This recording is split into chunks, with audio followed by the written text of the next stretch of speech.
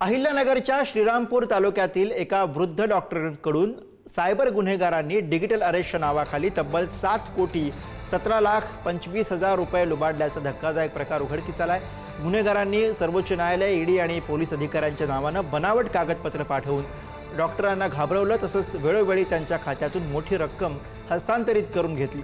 या प्रकरणी डॉक्टरांनी नगरच्या सायबर पोलीस ठाण्यामध्ये फिर्याद दिली आहे।